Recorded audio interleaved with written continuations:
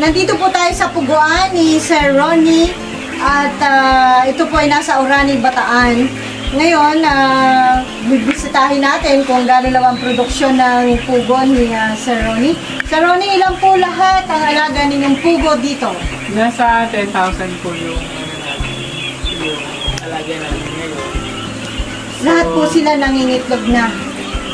Lahat po sila nangingitlog na. Ano na po ang edad ng mga pugo nyo ngayon dito?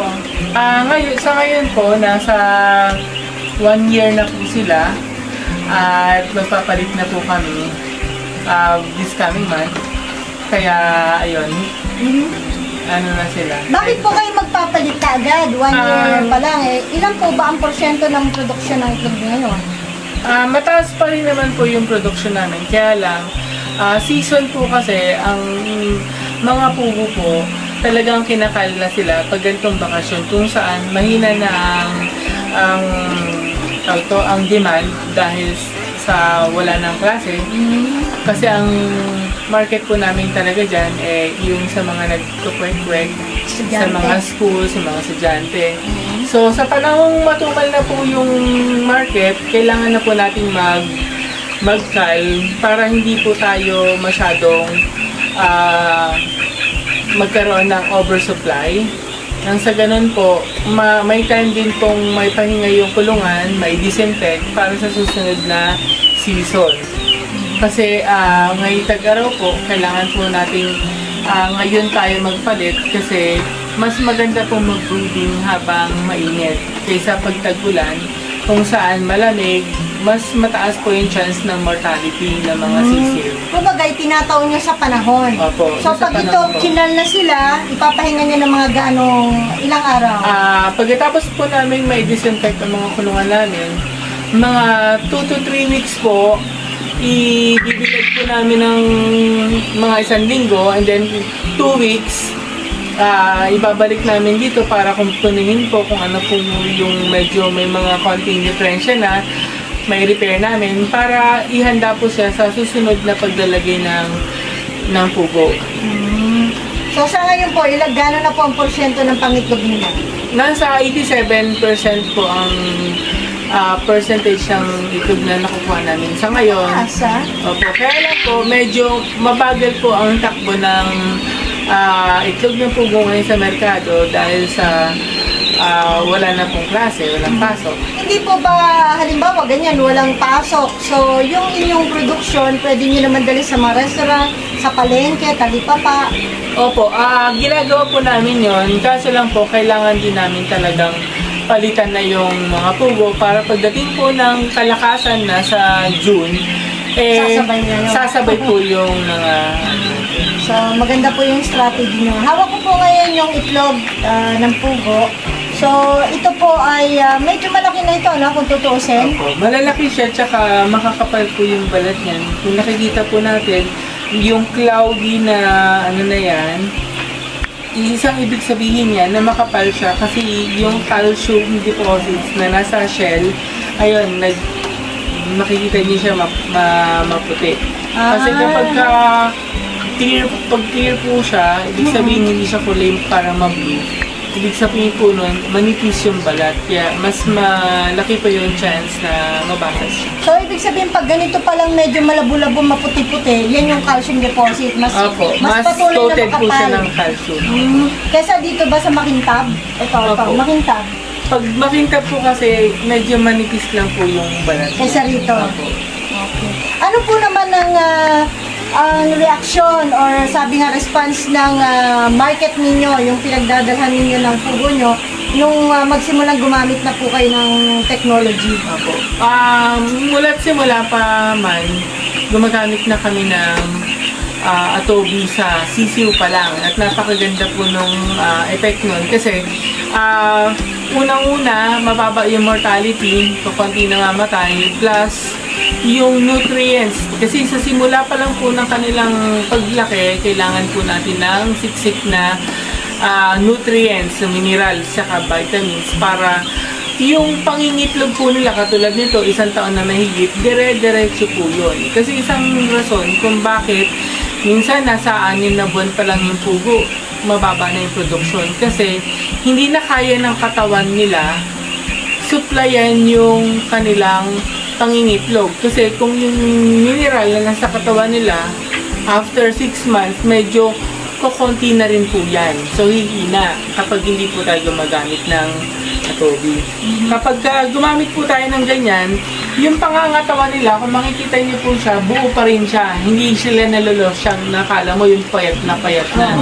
Yun po ang dahilan kung bakit hindi na mangingitlog yung mga pugo natin. Pero so far, kung makikita niyo sa kanila, wala sa kanila yung payat na payat or yung parang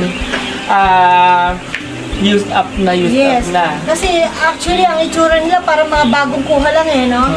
Oo, kung titingnan mo. Oo. Tsaka yung mapapansin niyo po, yung mga muscles nila, yung mga katawan nila, buo pa rin. Hindi siya yung parang butot balat na. Mamuscle sila. Kasi usually ang kinakal, kala mo na parang mga paniki na sa payat. Payat.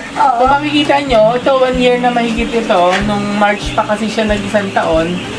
So makikita nyo, yung katawan nila talagang siksik pa. Actually nga, sabi ng kumpare ko, pipilian daw nila yan ng mga maliliit. Ay yung na para gawing kal, para maibenta na. Pero wala siyang nakitang maliliit, kaya hindi niya na muna kinunan. Tsaka, yung production namin, ganun pa rin naman, hindi sila nagbago. Kaya malaki yung naging kita dahil sa buong 1 taon, dire-diretso yung kanilang production. Kung halimbawa may gustong bumili pa rin yan kasi lalo pang pag-ibayuhin yung pangitlog niya, ibebenta mo ba? Ito pong... Kasi di-dispose mo na yun. Opo.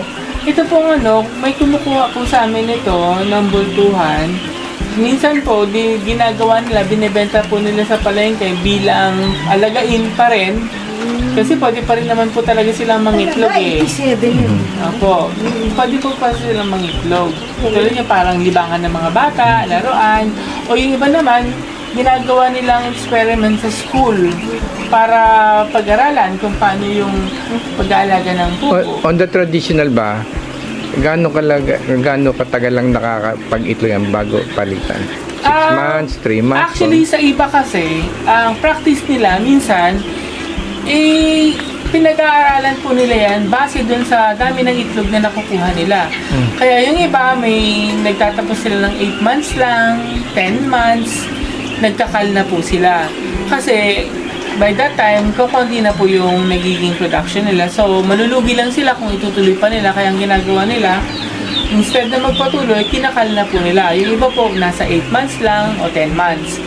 Pero magbabase po pa rin tayo dun sa dami ng production nila. Actually, yung 87% is napakaganda pa. But tama yung logic nyo dahil walang pasok yan. So, yung market, yun ang problem. But the production, there is no problem. Matanong ko din nga pala, on the business side naman, yung profit margin, sa 10,000 to, no? Yes. Apo. Sa 10,000 na to, ano naman ang nakukuha niyong gross net dito? Ang competition po kasi, ang pinaka-net natin sa bawat 1,000 po na pugo is nasa 350 to 400 pesos on an average price natin.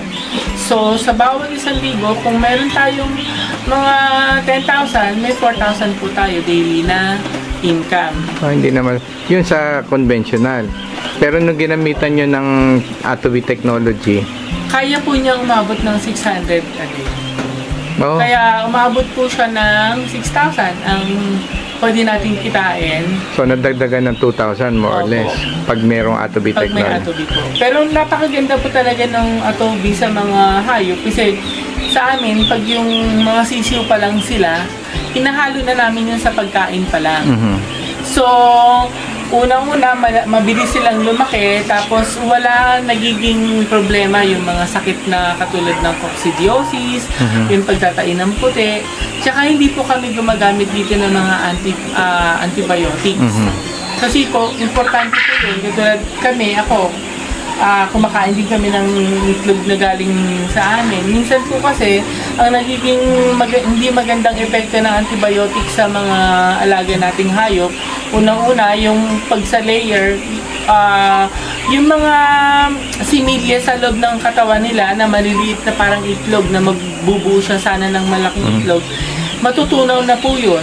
So, hindi po magandang, bilang responsible farmer po, kailangan natin isipin din yung taong kakain ng alaga natin. So, prevention pa rin ang pinakamagandang tawag na solusyon. Kasi, kapag may sakit na yung hayop, parang 50-50% pa rin yung chances na bago mo siya magamot, medyo wala na yung production nyo. So sa amin, bago pa dumating sa ganong senaryo, piniprevent na namin sa pagpapaganda ng kanilang kalusugan sa paggamit ng Atobi. Pero may babalita ako sa inyo maganda. Kasi yan yung naging issue, antibiotic, ano. Pero ngayon, sa totoo, we have made a lot of, doon sa research and development, center, yung antibiotic, dahil yun na nga, everybody is conscious about that. So, tinignan namin kung ano nagagawa ng technology. Actually, naaalis pala ng technology yung mga residues na antibiotics. So, Napansin natin na, Sir Ronnie, walang masyadong amoy, no? Walang ganun. actually, napansin ko, wala. Oo. Tsaka yun lang, pailan-ilan lang. Pero talagang wala amoy. Kung tutusin, itong pinakamabaho dapat na dumi, no? Ano kayo, ad-lib itong bang ginagawa niyo? Ad-libitin po ang pagpapakain namin. Nakaka-menos ba kayo? Kasi sabi nila magastos kapag nagpapakain ng pigs, wala rin kinikita. Totoo ba yun? Sa pagpapakain po ng pigs, kailangan po talaga ng mga alaga natin na kumain ng pigs. Kasi wala naman po talagang hayop na itlog na lang ng itlog, hindi na kumakain, hindi na gumagalaw. So, kailangan po nila yan. So, kaya kailangan po natin supplyan ng masusustansyang pagkain yung alaga natin. Kasi, imagine mo kung gaano karami ng initlog niyan sa buong isang taon. Kung hindi po maganda ang kinakain ng alaga natin, baka yung katawan nila ngayon nagkalasog-lasog na. Kung mapapansin nyo, sa mga pugo namin, makikita niyo yung buto nila, walang brittleness. Kasi makikita niyan. Kapag tinignan niyo po yung mga paa nila, buo pa rin po yung kasi may makikita kayo sa mga paa. Kapag matatanda na po ang pugo, hindi na po ganyan yung paa, parang clear na po siya, halos makita na po yung parang marurupok na po yung kanilang mga paa. Wala na amoy. Kasi yung iba, dati, nung pumunta ako dun sa kaibigan ko na matagal na nagpupugo, yung mga dumi nila, may mga langaw. Talagang nakadapo yung mga langaw sa dumi. Pero yan, kahit makita nyo, kahit isang ng langaw, hindi dinadapuan yung dumi. Sa feeds na dapo. Opo. Sa feeds po yung nila. Pero mangilan nyo lang po. Kasi ngayon po, yung mga farm na sa tabi namin, pag nag-harvest sila ng mga manok, sa amin po punta yung langaw nila. Pero dito, basically, dahil yung meron kaming proper disposal ng waste nila, hindi po nila lang yung